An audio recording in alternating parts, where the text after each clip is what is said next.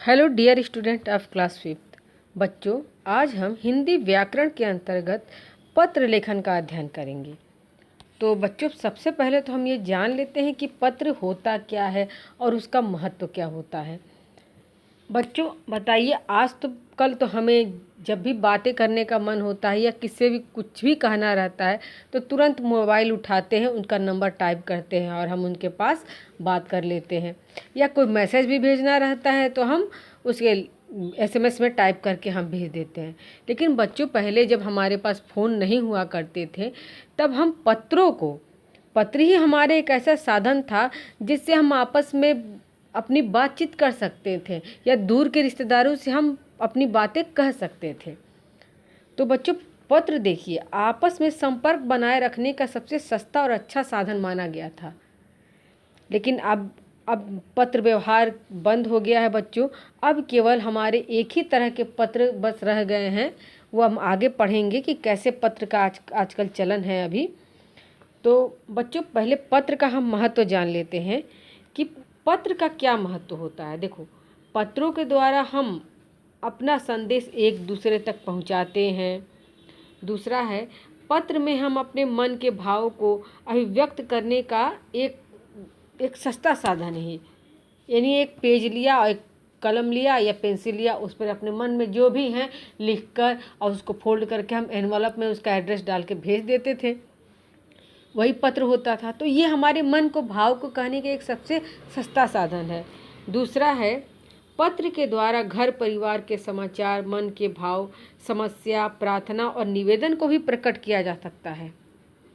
और चौथा पॉइंट है बच्चों, पत्र लेखन एक कला है। इसके द्वारा व्यक्ति के ज्ञान, अभिव्यक्ति और अभिरुचि का पता चलता है।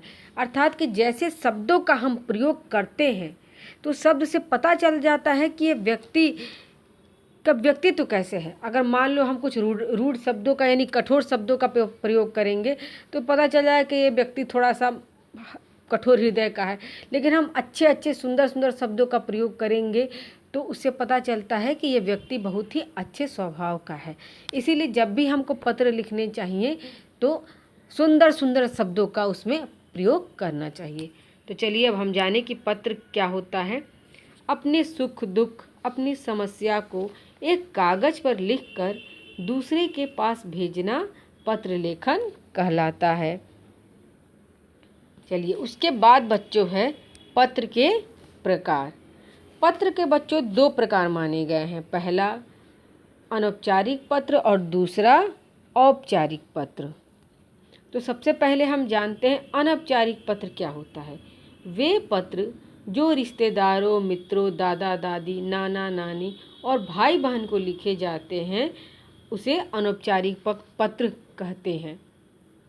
ये पत्र बेटा होते कितने प्रकार के होते हैं। पहला होता है, देखो, निमंत्रण पत्र है, यानी किसी को हम इनविटेशन देने के लिए लिखते हैं। दूसरा है बधाई देने के लिए। तीसरा संवेदना प्रकट करने के लिए अर्थात दुख प्रकट करने के लिए। और चौथा है आभार प्रदर्शन पत्र, यानी हम किसी का आभार जब व्यक्त करते हैं या धन्यवाद देने के लिए जो पत्र लिखते हैं उसे कहते हैं आभार प्रदर्शन पत्र। उसके बाद होता है बच्चों, देखिए यहाँ पर हमने एक अनौपचारिक पत्र का एक आपको उदाहरण दिया है जिसमें एक गर्मियों की छुट्टी की योजना करते हुए एक पत्र लिखा गया है। देखिए, पहले लिखा गया है उसमें दिनांक, फिर है परीक्षा भवन नई दिल्ली। तो आप परीक्षा भवन के जगह जैसे आप किसी मित्र को लिख रहे हैं तो आप उसका यहाँ पता डाल सकते हैं। देखिए, पूजनीय पिताजी, ये इस बच्चे ने अपने पिताजी को लिखा है तो पूजनीय शब्द का प्रयोग किया है। तो किसी भी अगर बड़े व्यक्ति को आप पत्र लिखेंगे तो उसमें पूजनीय, चरण स्पर्श आदि शब्दों का प्रयोग किया जाता है। और अगर आप अपने बराबर वाले के लिए लिखेंगे तो उसमें प्रिय शब्द या प्रिय मित्र, या और अगर लड़की है तो वो सखी का प्रयोग कर सकती हैं। और अगर छोटे के लिए लिखा जाएगा तो वहाँ पर प्रिय हो जाएगा या चिरंजीवी। तो देखिए, तो ये पिताजी को यानी किसी बड़े व्यक्ति को लिखा गया है तो यहाँ लिखा गया है पूजनीय पिताजी, सादर चरण स्पर्श, आपका कृपा पत्र मिला, हमारी गर्मियाँ 10 मई से शुरू होने वाली हैं। इन छुट्टियों में एक सप्ताह के लिए स्कूल की ओर से एक दल मसूरी जा रहा है। इस दल में मेरे सभी मित्र जा रहे हैं। मुझे भी इसमें जाना है। इसके लिए 500 रुपये जमा करने हैं। शेष खर्च स्कूल उठाएगा। इसमें खूब मौज मस्ती रहेगी। इसके बाद मैं 20 मई तक घर पहुंच आऊँगा। घर में रहकर अगले वर्ष की पढ़ाई करूँगा और स्वास्थ्य सुधारने की ओर ध्यान दूँगा।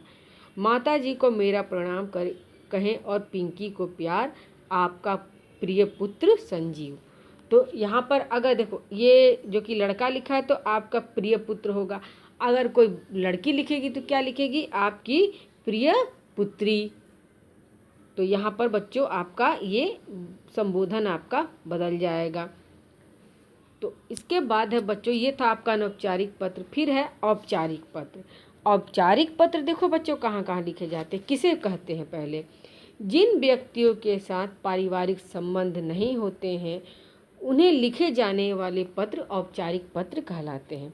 जैसे बेटा आपको मैंने बताया भी है क्लासेस में कि औपचारिक पत्र जो सरकारी कार्यालयों में, जो गवर्नमेंटेड ऑफिस में लिखे जाते हैं, या आप किसी भी नगर आयुक्त को या क्षेत्र संबंधी समस्याओं के बारे में आप वहाँ के जन अधिकारी को सूचित करते हैं और उस समय जो पत्र लिखा जाते हैं उसे कहते हैं औपचारिक पत्र।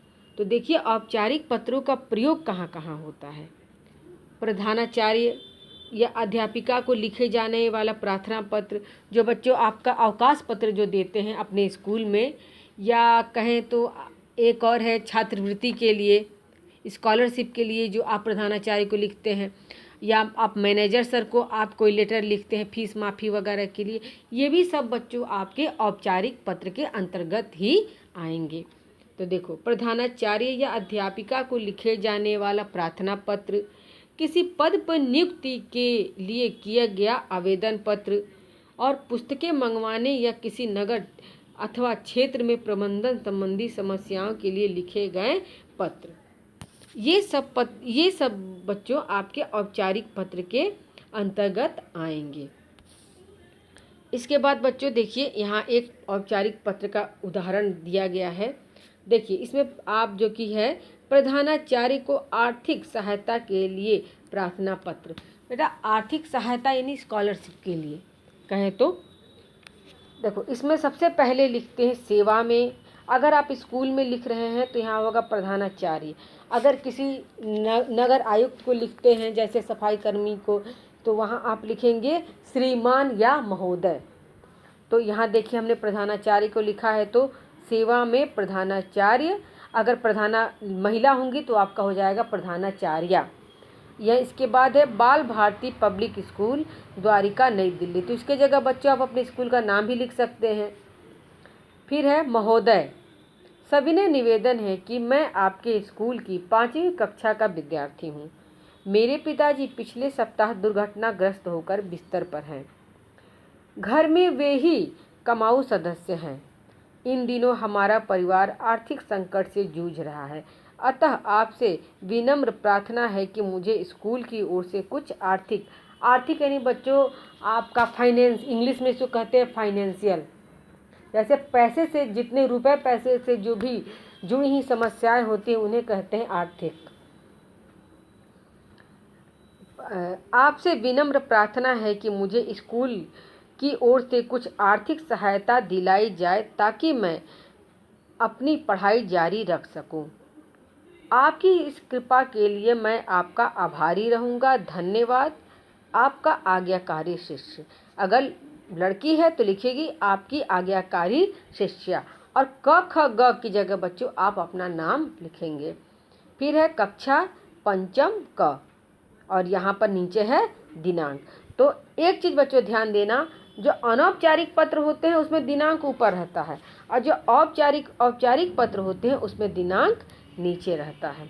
तो बच्चों आज हमने पढ़ा कि पत्र किसे कहते हैं और पत्रों का हमारे जीवन में क्या महत्व है। अब पत्र के कितने प्रकार होते हैं? पत्रों के बच्चों 2 प्रकार बताए गए हैं, पहला अनौपचारिक और दूसरा अनौपचारिक। तो इसी के साथ बच्चों यह शीर्षक समाप्त होता है।